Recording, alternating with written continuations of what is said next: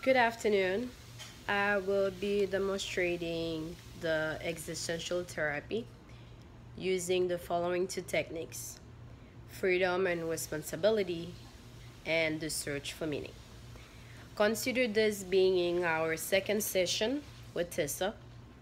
Last session, we talked about getting a journal and start writing everything that might come to mind. Anything about family, friends, his struggle with life, with his career, with his job, his marriage failure, everything about his life. Tessa is someone very anxious. It's very hard for her to make decisions, to make her own decisions. When she finally does, she questions every single thing about it. She's scared of what people think about her. She hesitates when making a decision, when she has to make one.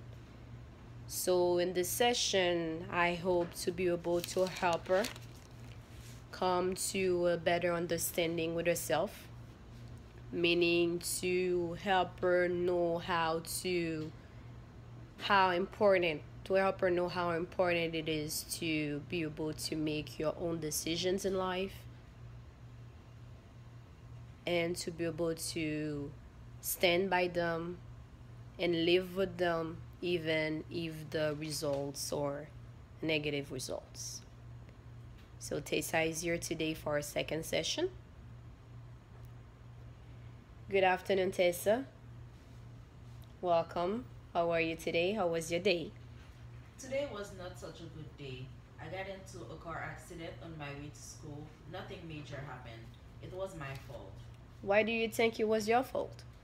I shouldn't have pressed on the brakes when I did. It was a yellow light, but I believe I could have kept going. If I have done that, he wouldn't have hit me from the back. I think the driver thought I was gonna go. I see.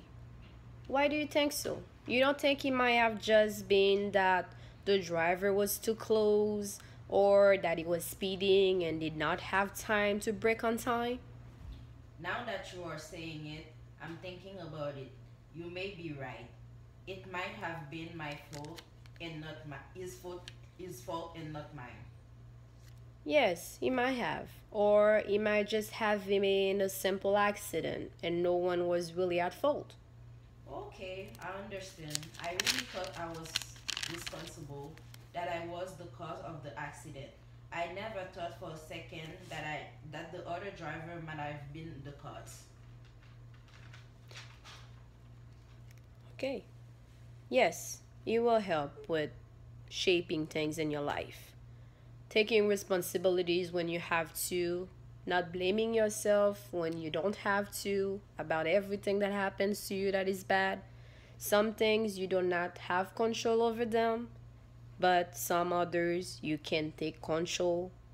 So if you decided to brake on a yellow light, you should be able to accept the decision that you made and be okay with it and accept it and live with it. Every decision you make in your life will contribute to your actual present life in becoming more free and responsible. Do you understand that not everything bad that happens to you is your fault? Yes, but people seem to always be blaming me when bad things happen. By people, who you mean exactly? Your parents? Yes, especially my dad. When my siblings and I were little, he used to blame me for everything that happened around the house. While playing inside, if things break, like I was always in fault. Were you breaking all of them? Were you the one breaking all of them? Not all the time, but I remember being blamed most of the time. My dad would be like, Tessa, what happened here? And I will be like, hmm. I wouldn't know what to do, neither what to say. So, by asking you what happened here, you'd think he meant it was your fault? Yes, it is always my fault. It doesn't, I want you to understand that it doesn't, from what you're saying, it doesn't sound like he was blaming you. He was just asking you a question. Why did you think or feel that he was blaming you? I always thought he was blaming me. I was always the one he would ask. You never thought that he might be asking you because you were the oldest one of all three? I never gave that a thought. I think you may be right about that too. I always felt as the least loved by my parents. Maybe that's why in my head I thought he was always blaming me for everything around the house. I always felt like I didn't belong there, that I was the outsider. So many similarities between them four. My sister, my brother even look like them. I see. So, because of that, you always felt out of place. Yes, that's it. Okay. You remember how last session we talked about writing everything down on a journal? How how is it coming along? Actually, yes. I've been filling out a few pages every day.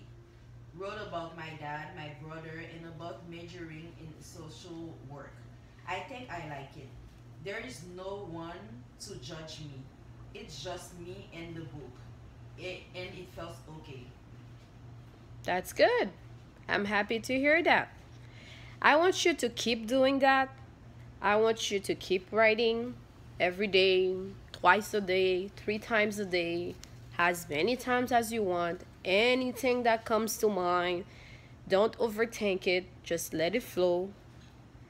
But this time, when you're doing it, I want you to insert some answers about a few questions, such as why do you think you're here on this earth?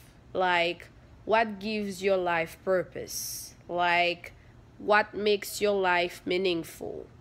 What is important to you? What do you think you can do with your life that will mean something later? Yes, I think I could do that. Okay, we will do that and we will discuss it in our next session. Okay, thank you. It's our second session. I know we have not covered much, but on our next session, hopefully, we can take more time to talk about the questions that we will be working on. I want them to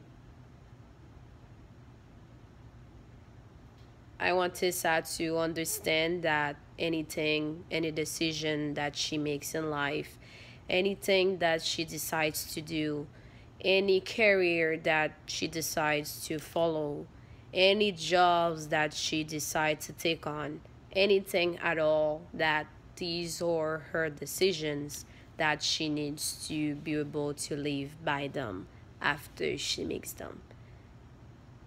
Thank you.